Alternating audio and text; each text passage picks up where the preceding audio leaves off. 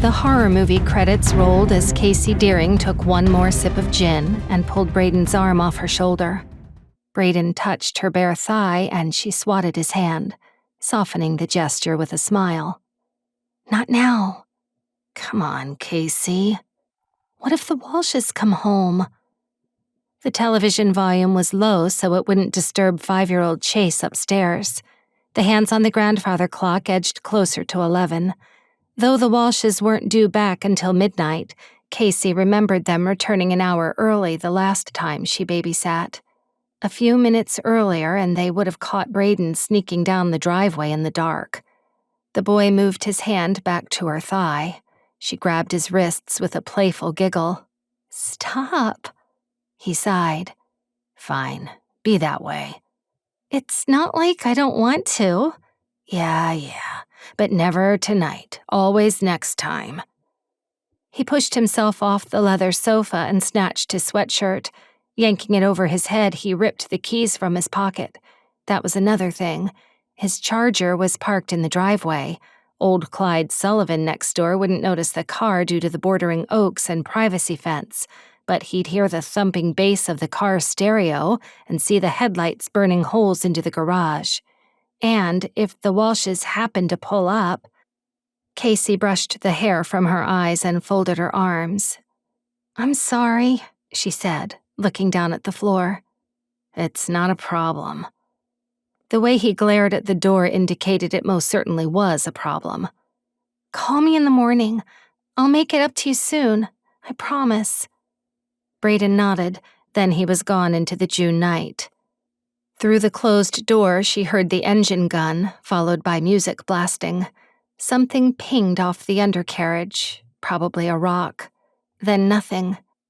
Worrying again about Mr. Sullivan, Casey parted the curtains and stared across the property. Thick foliage cloaked the Sullivans' house. Just the dark night. The quiet of the sprawling Dutch colonial pressed down when she closed the curtains, strangely deafening. Casey rubbed goosebumps off her arms and turned on the news, anything to break the silence. Thump. She was about to flop onto the couch when the noise scared her. Couldn't discern if it came from upstairs or outside. "Chase? You awake?" She turned off the television and listened. No pitter-patter of feet crossing the upstairs hall. No toilet flush or water running. She called the boy's name again and shrugged when no reply came. Running her eyes across the living room, her heart leaped as she eyed the half-empty bottle of gin on the end table. "Shit," she said, quickly snatching the bottle and stuffing it into her backpack, wondering how she could be so careless. Casey's feet slapped the polished hardwood as she carried their glasses into the kitchen. While she waited for the sink to fill, she breathed against her hand. No scent of alcohol. She scrubbed the glasses clean, dried, and put them away in the cupboard, the busy work settling her mind.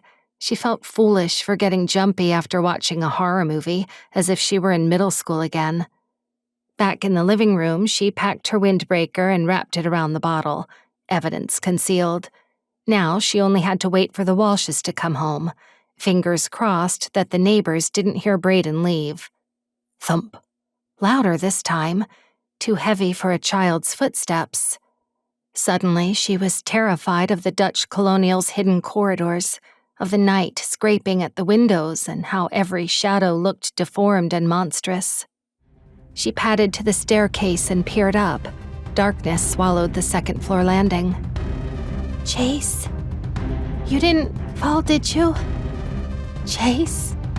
Little more than a whisper emanated from her dry throat. Casey grabbed her phone. Fingers squeezed the case as she held the banister and placed one foot on the bottom stair. Braden would be home in a few minutes. She contemplated calling him, then decided she couldn't deal with him making fun of her for being afraid. She flicked the wall switch. Now she viewed the top of the stairway. A fire lily accented the landing, its red petals open like gaping mouths. Halfway up the stairs, she stopped and listened. Perhaps the sound had been the bathroom door slamming.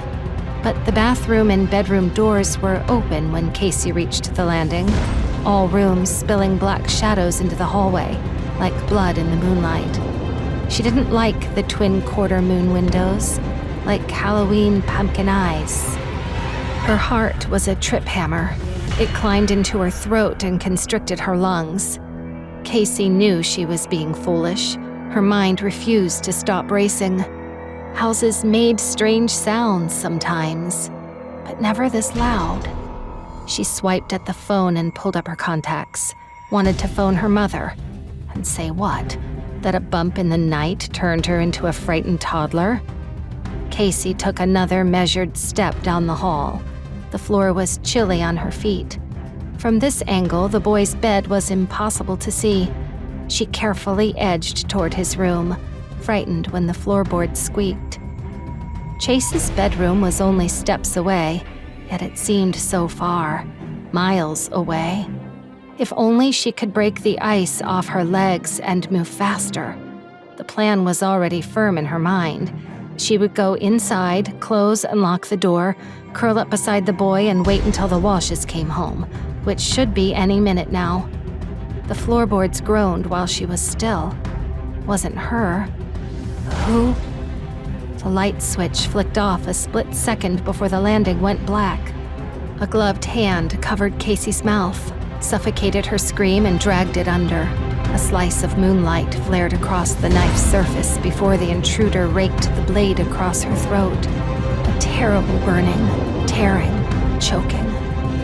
Then she was one with the darkness, tumbling into the depthless black.